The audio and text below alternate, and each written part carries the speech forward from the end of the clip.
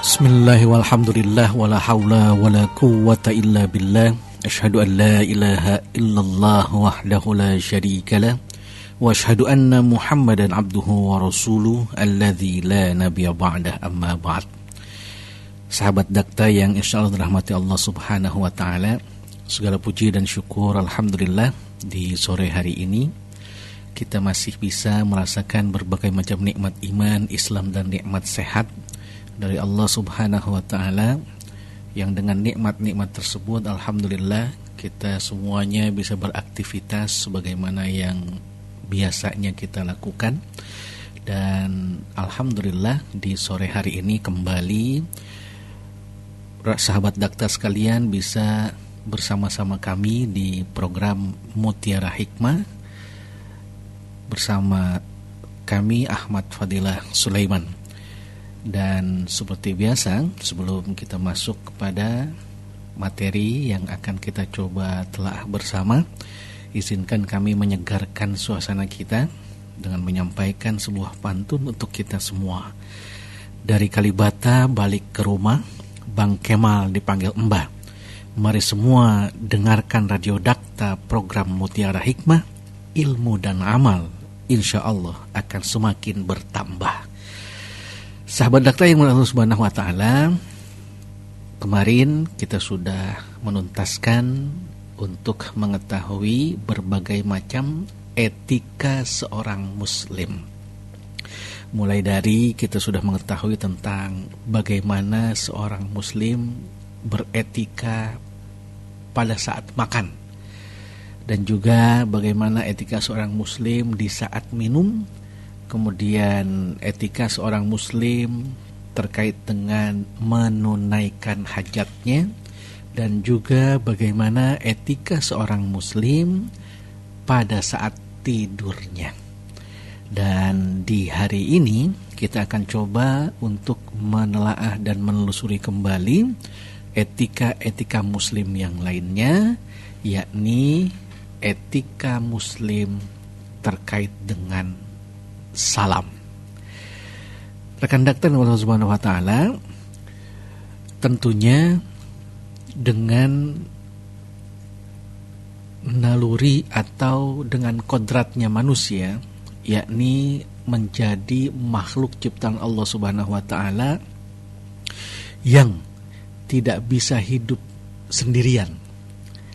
Artinya merupakan makhluk sosial yang dalam keseharian pasti berinteraksi dengan sesama kita, wabil khusus dengan sesama kaum muslimin, maka menjadi sesuatu yang lazim ketika ada tatanan dan tuntunan bagi kita sekalian untuk memberikan aturan pada saat kita berjumpa dengan orang lain, pada saat kita bertemu dengan sesama kaum muslimin, yang ini ternyata memang ada tatanan dan tuntunannya di dalam Islam selaku agama yang kita yakini.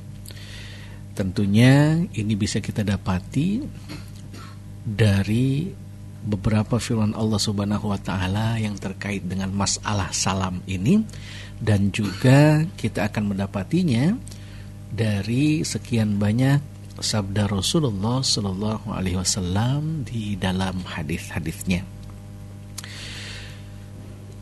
Untuk mengawali pembahasan kita terkait dengan etika hidup seorang muslim tentang salam, kita akan terlebih dahulu mencermati beberapa firman Allah Subhanahu wa taala dalam Al-Qur'an yang memang mempunyai keterkaitan dengan masalah salam ini.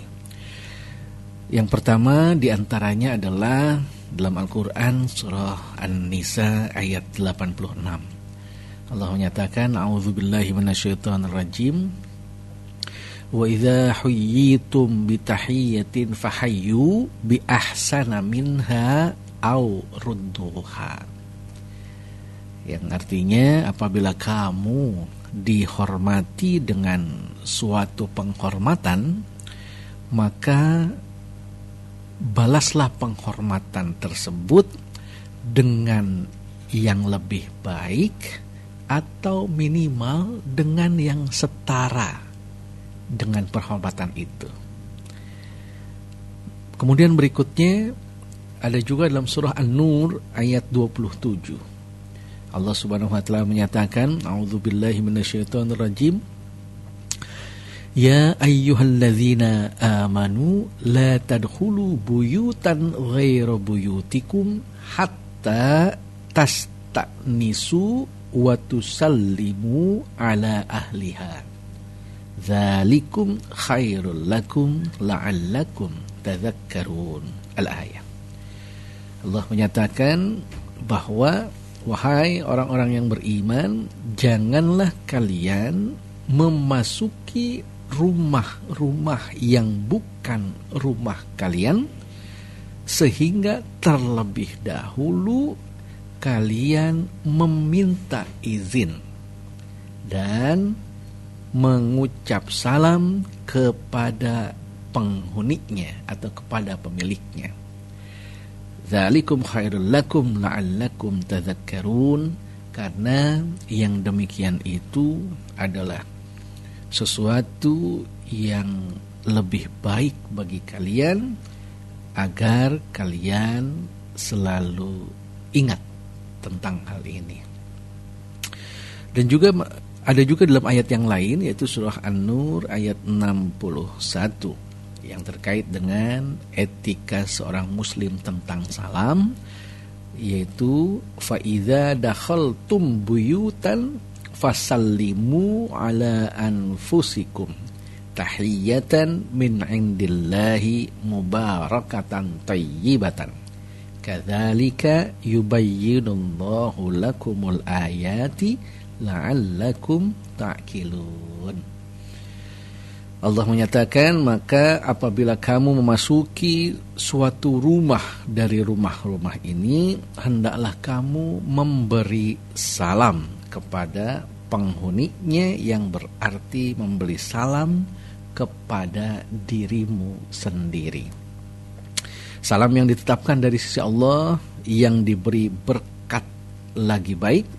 Demikianlah Allah menjelaskan ayat-ayatnya bagimu agar kamu memahaminya, agar kamu berpikir tentangnya.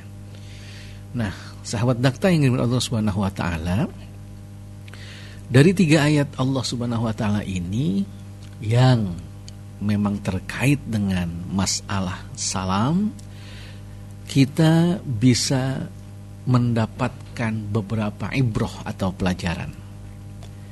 Di antaranya yang pertama adalah hendaklah kita menjawab salam, yang salam ini adalah tentunya bentuk penghormatan terhadap siapapun, baik kita kepada orang lain maupun orang lain kepada kita. Ketika kita menjawab salam, hendaklah kita menyampaikan salam tersebut yang lebih baik dari salam yang disampaikan kepada kita, atau minimal adalah menjawab salam dengan salam yang setara yang disampaikan kepada kita. Mungkin untuk lebih jelasnya kami coba berikan contoh. Misal ketika ada siapapun yang mengucap salam kepada kita, misalkan kalimat salamnya adalah Assalamualaikum. Nah, hanya sampai di sana, maka yang dianjurkan atau yang diajarkan buat kita adalah kita menjawab salam tersebut dengan minimal yang setara, ataupun bisa kita jawab dengan yang lebih dari itu. Kalau tadi kita mendapatkan salam Assalamualaikum, kita bisa menjawabnya dengan Waalaikumsalam. setara dengan yang kita terima. Namun akan lebih baik jika kita menjawabnya adalah lebih dari yang kita terima. Misal ketika kita mendapatkan salam dengan kalimat Assalamualaikum, kemudian kita menjawabnya dengan Waalaikumsalam warahmatullah. Itu jauh lebih baik. Bahkan ada yang kemudian paling baik lagi manakala kita menjawabnya dengan jawaban yang sempurna. Waalaikumsalam warahmatullahi wabarakatuh. Nah, ini yang tadi disebut dalam Al-Quran surah An-Nisa ayat 86, yakni dengan kalimat fahayyu bi ahsana minha, maka hormatilah dia yang menghormatimu, atau terkait dengan salam yaitu adalah jawablah salam dari orang yang memberi salam kepadamu dengan yang lebih baik dari ucapan salamnya, atau minimal dengan jawaban salam yang setara. Nah, sahabat Dakta yang dimuliakan Allah Subhanahu wa taala, kemudian dari 3 ayat tadi, pelajaran yang kedua yang dapat kita ambil adalah hendaklah kita mengucapkan salam terlebih dahulu ketika masuk ke rumah orang lain, sekalipun di dalam rumah tersebut mungkin kita tidak mendapati ada orang di sana. Mungkin kita tidak mendapati penghuninya berada di dalam rumah tersebut. Yang ini berarti merupakan petunjuk buat kita bahwa mengucap salam ketika hendak masuk ke dalam sebuah ruangan, apakah itu bentuknya rumah, apakah itu bentuknya kantor, atau bentuknya yang lainnya misalkan, maka tetap kita dianjurkan untuk mengucap salam padanya. Nah, kemudian pelajaran yang ketiga adalah hendaklah mengucapkan salam ketika masuk ke rumah kita sendiri, sekalipun belum ada orang yang ada di dalam rumah tersebut. Lagi-lagi ini merupakan ajaran atau tuntunan buat kita agar kita membiasakan diri untuk mengucapkan salam dalam kondisi-kondisi yang tadi telah dijelaskan. Nah, sahabat Dakta yang Allah Subhanahu wa taala, berikutnya ada beberapa keterangan berkaitan dengan masalah salam ini, yaitu salam yang dimaksud adalah lafaz Assalamualaikum, yang ternyata lafaz salam ini ada yang kemudian memberikan semacam kategorisasi, ya, memberikan semacam peruntukannya, fungsinya, yaitu diantaranya adalah ada salam litta'abudi. Nah, ada salam litta'abudi yang pertama, ya, yaitu salam yang diucapkan sesuai dengan contoh yang diberikan. Kita tidak bisa bertanya mengapa demikian dan apa sebabnya, seperti mengucapkan salam pada saat di akhir sholat yang kita laksanakan. Tentunya kita paham betul bahwa pada saat kita berada di rakaat terakhir dalam setiap sholat kita, baik sholat yang fardu maupun yang sunnah, maka mengakhiri sholat, kita akan melakukan yang disebut dengan mengucapkan salam atau membaca salam. Assalamualaikum warahmatullahi wabarakatuh, sambil menoleh ke kanan yang terlebih dahulu, baru kemudian diikuti dengan Assalamualaikum warahmatullahi wabarakatuh sambil menoleh ke kiri. Nah, salam yang demikian adalah merupakan salam litta'abudi, salam yang menjadi bagian dalam sebuah ibadah, sehingga kita tidak perlu untuk menelusuri tentang apa dan mengapa sebabnya kita melakukan hal tersebut, karena memang itu sudah menjadi satu kesatuan dari sifatus sholah yang dicontohkan oleh Rasulullah SAW. Yang kemudian misal ini dilaksanakan dalam keadaan sholat yang berjamaah, maka semua yang sholat pastinya harus melakukan hal tersebut. Imam membaca salam ke kanan dan ke kiri sambil menoleh ke kanan dan ke kiri, maka dengan demikian makmum pun harus melakukan hal yang sama, yaitu membaca salam sambil menoleh ke kanan dan ke kiri tanpa harus dijawab oleh siapapun. Nah, ini yang membedakannya ya. Jadi yang pertama ada salam litta'abudi, salam yang merupakan bagian dari sebuah ibadah. Kemudian yang kedua, ada salam yang fungsinya adalah lid-du'a, salam yang fungsinya untuk berdoa atau mendoakan. Ucapan salam pada dasarnya memang ditujukan untuk mendoakan orang lain. Yang contohnya ya adalah salam kepada ahli kubur yang muslim. Kita memahami bahwa ketika kita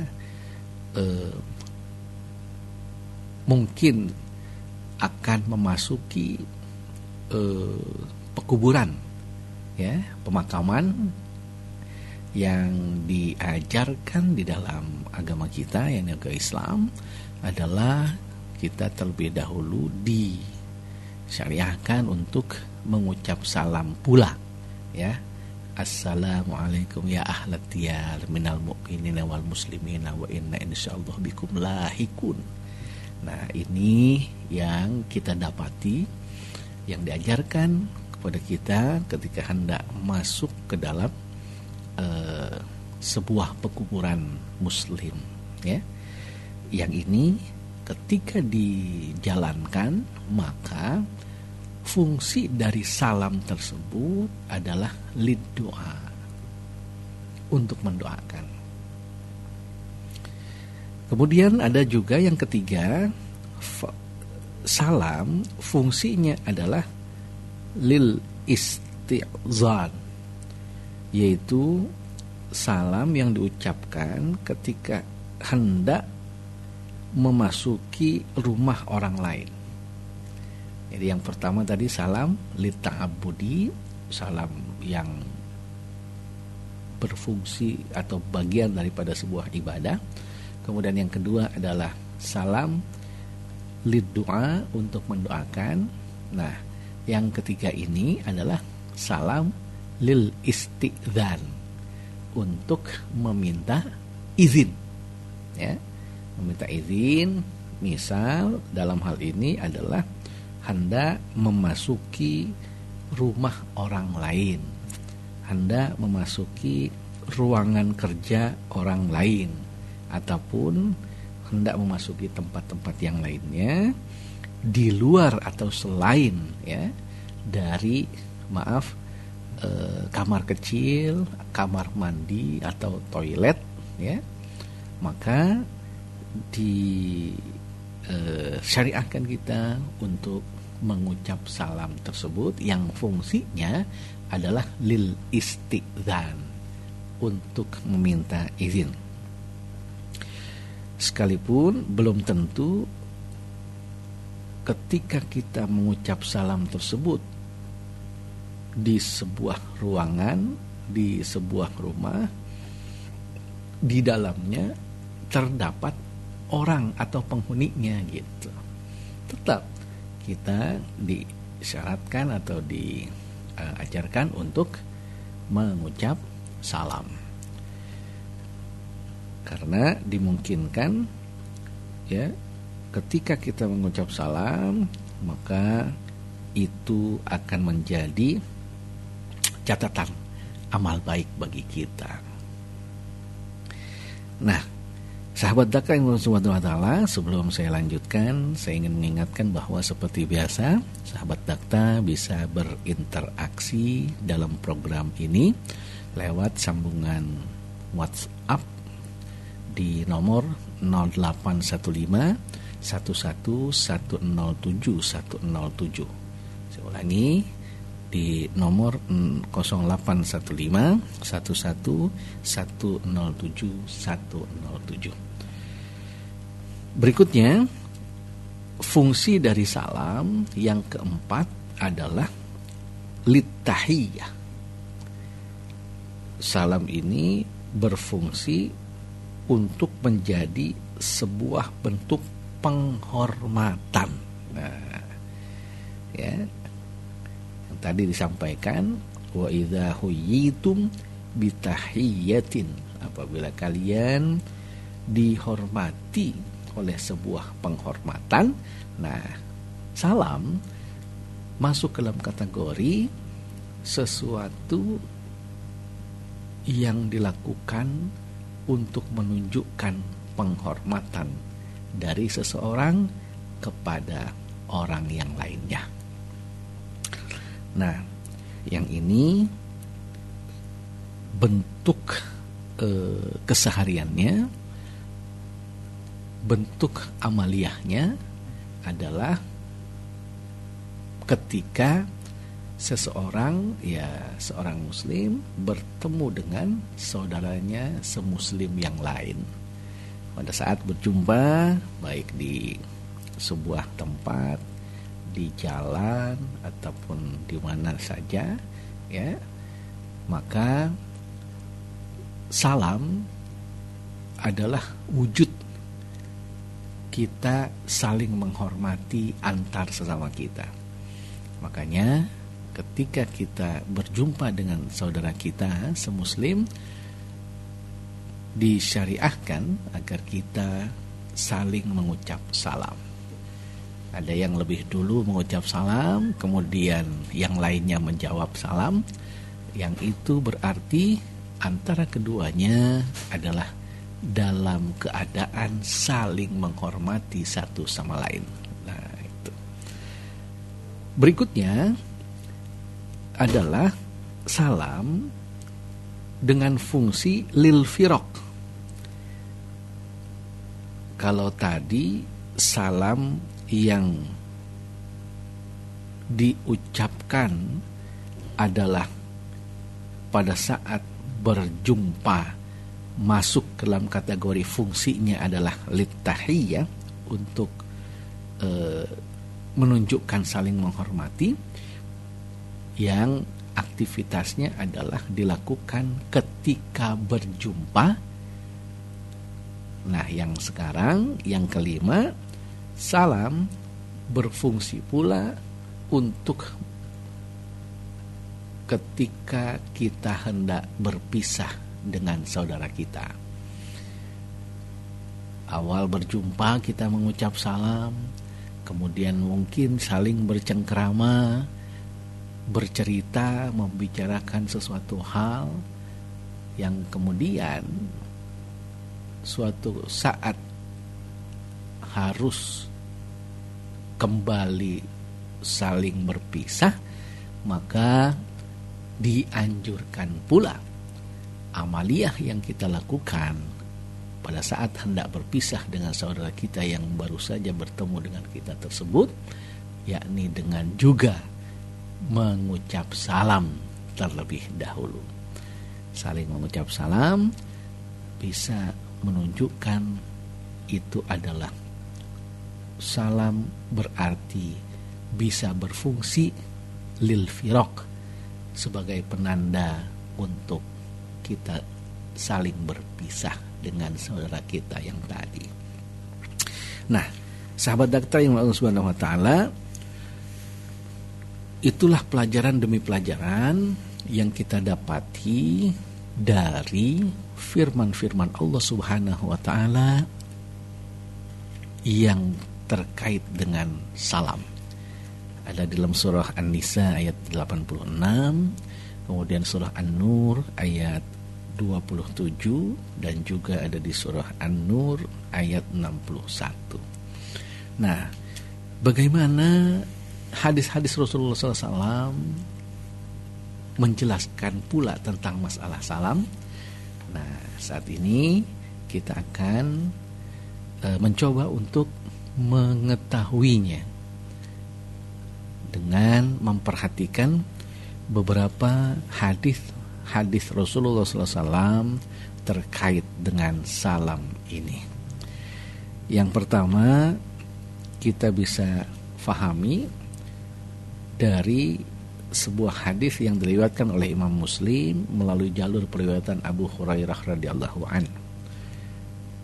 Abu Hurairah radhiyallahu an pernah berkata, qala Rasulullah sallallahu alaihi wasallam, telah bersabda Rasulullah sallallahu alaihi wasallam, haqqul muslim 'alal muslim sittun, idza lakitahu fasallim alaihi, wa idza da'aka fa'ajibhu, wa idza stansahaka fansahhu, wa idza atasa fahamidallaha fasammithu, wa idza marida fa'udhu, wa idza mata fatba'hu. Rasulullah SAW pernah bersabda dalam hadis ini, yakni hak sesama muslim, hak antara muslim yang satu dengan muslim yang lain, ada 6, kata Rasulullah SAW. Yang pertama Rasulullah SAW sebutkan adalah idza laqitahu fasallim alaihi.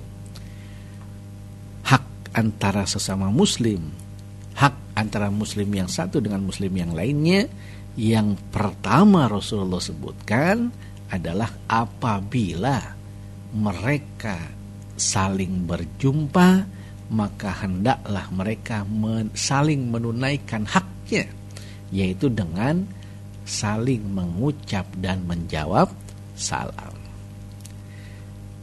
Berikutnya adalah idza da'aka fa'ajibhu, apabila diundang oleh saudaranya maka penuhilah undangan tersebut. Wa idza stansahaka fansahhu, dan apabila saudaranya meminta nasihat maka berilah nasihat itu.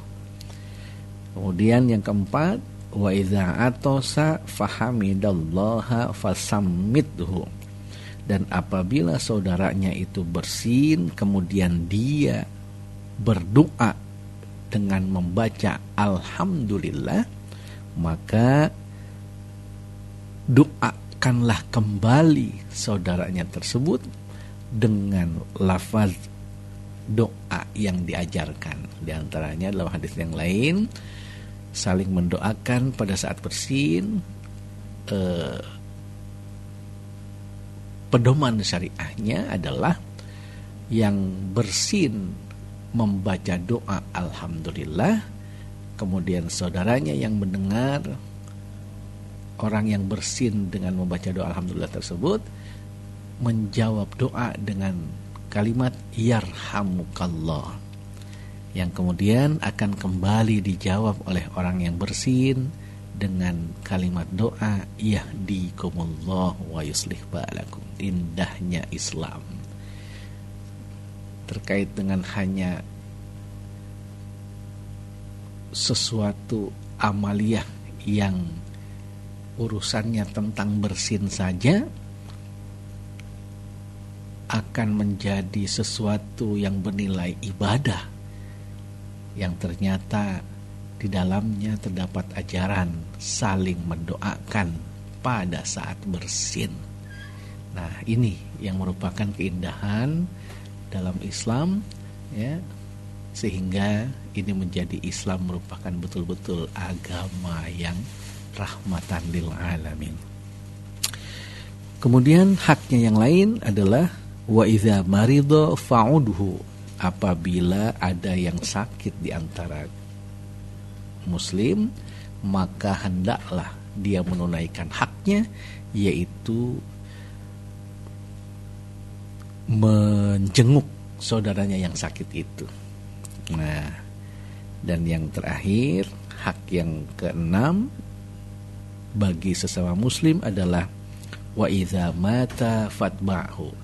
Apabila ada yang wafat atau meninggal dunia, maka hendaklah dia menyertai jenazahnya. Dalam hal ini adalah dia mengurusnya dan sampai kepada dari mulai memandikan, mengkafankan, menyolatkan sampai kepada menguburkannya.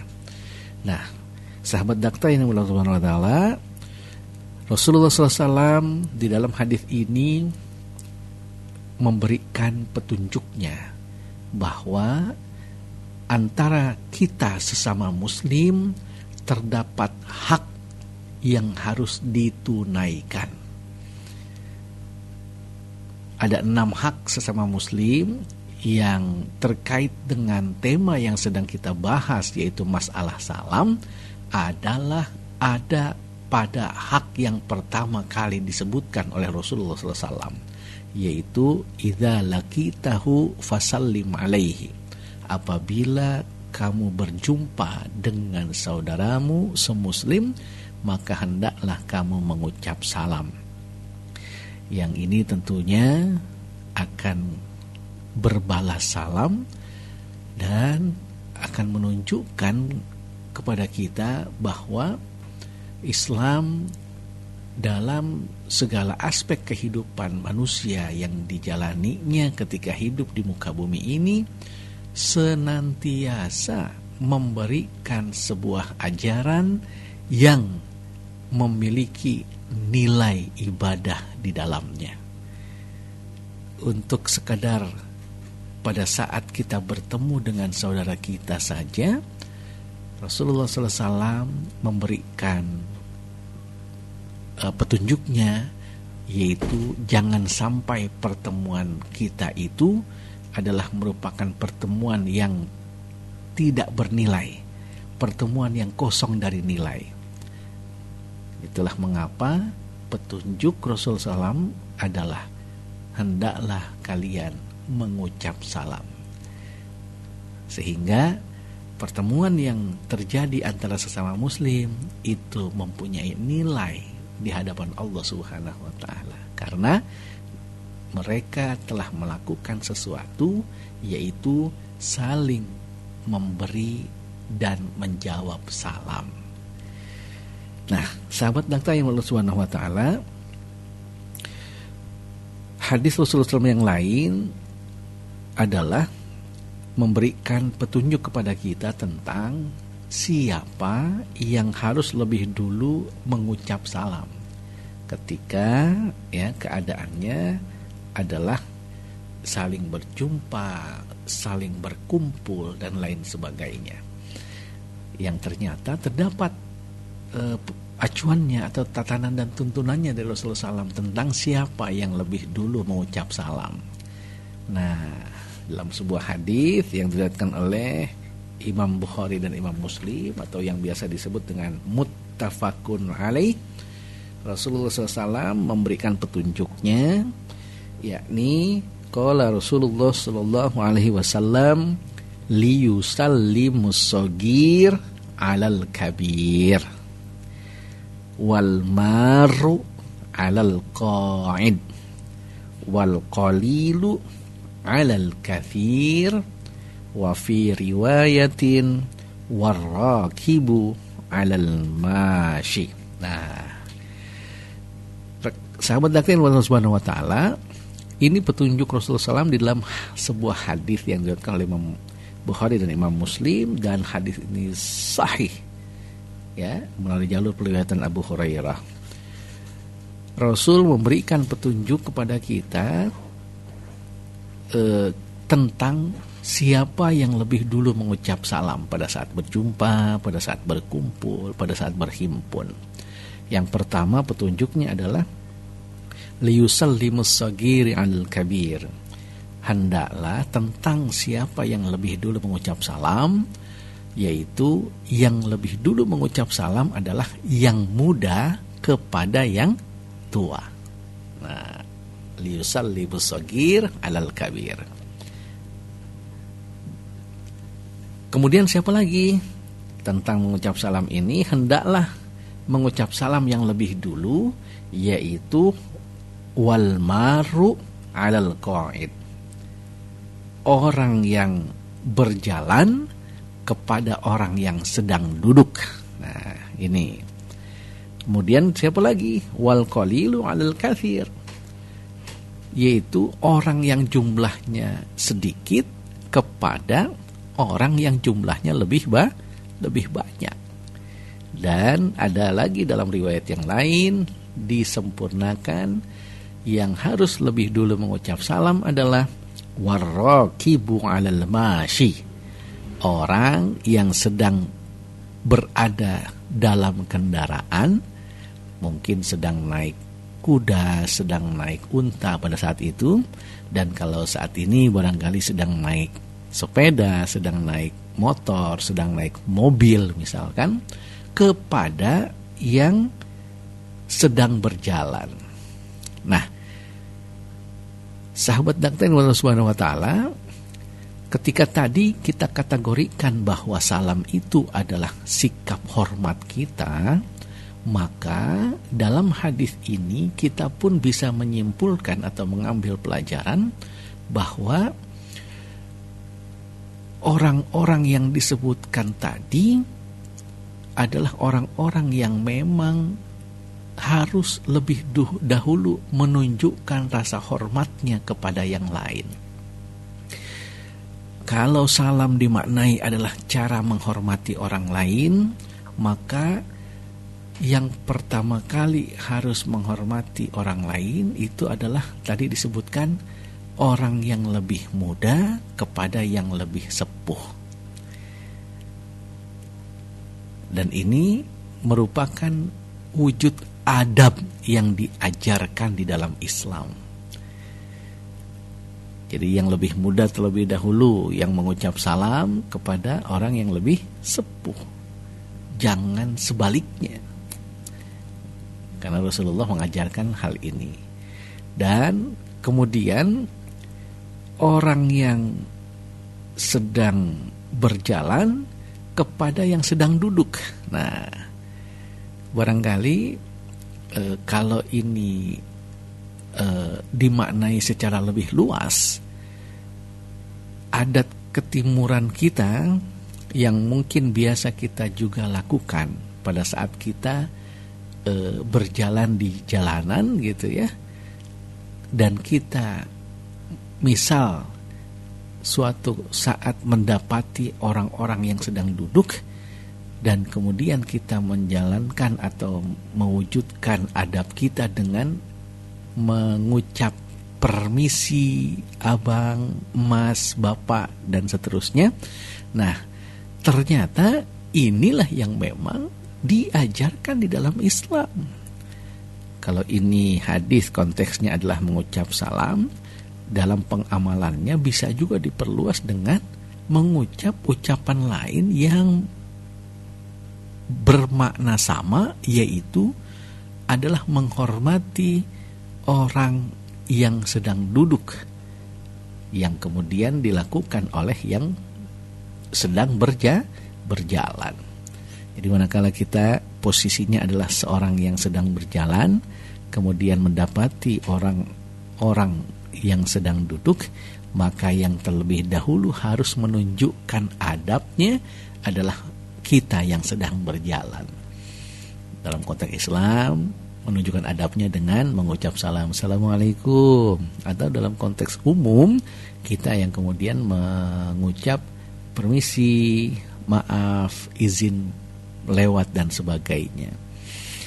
Nah, kemudian siapa lagi? Wal qalilu 'alal katsir. Kelompok yang jumlahnya lebih sedikit kepada kelompok yang jumlahnya lebih banyak. Misalkan kita adalah jumlahnya sendiri atau berdua. Kemudian kita mendapati masuk ke dalam sebuah ruangan yang di sana terdapat lebih banyak orang berkumpul dari kita. Maka tentunya yang lebih dulu harus mengucap salam adalah kita yang jumlahnya lebih sedikit, ya, kepada mereka yang sedang berkumpul dengan jumlah yang lebih banyak dari kita. Subhanallah, ya, ini adab yang diajarkan dalam Islam. Sampai kepada yang terakhir adalah warraqibu 'alal masyi. Orang yang berkendaraan yang lebih dulu mengucap salam seharusnya kepada orang yang sedang berjalan. Kita asumsikan misalkan kita sedang berkendara, apakah itu motor, mobil misalkan gitu ya. Kemudian ada di jalan yang sama yang sedang kita lalui, ada misalkan saudara kita yang kita kenal, maka yang harus menunjukkan adabnya terlebih dahulu adalah justru yang berkendara, gitu. Luar biasa Islam ini mengajarkan, ya. Yang ini bisa diartikan bahwa adab itu tidak dibatasi dengan apa dan bagaimana diri kita memiliki segala sesuatunya atau tidak. Walaupun kita adalah orang yang memiliki kendaraan yang paling canggih misalkan sekalipun, maka tetap adabnya adalah yang berkendara yang mengucapkan salam kepada orang yang berjalan kaki. Nah, itu yang ini menunjukkan kepada kita bahwa Islam subhanallah, ya, Islam subhanallah memberikan penghargaan kepada manusia itu bukan berdasarkan apa yang dia miliki. Sehingga pada saat kita berkendara, yang itu berarti adalah kita memiliki sesuatu dalam bentuk kendaraan, maka tidak diharapkan kita untuk bersombong hati dengan kendaraan yang sedang kita naiki, dengan kendaraan yang sedang kita gunakan. Tapi justru tetap kita harus menunjukkan adab kita, yaitu kitalah yang kemudian harus menghormati saudara kita yang pada saat itu sedang berjalan kaki. Sehingga pada saat kita berkendara, maka yang diajarkan adalah kita terlebih dahulu mengucap salam kepada saudara kita yang sedang berjalan kaki.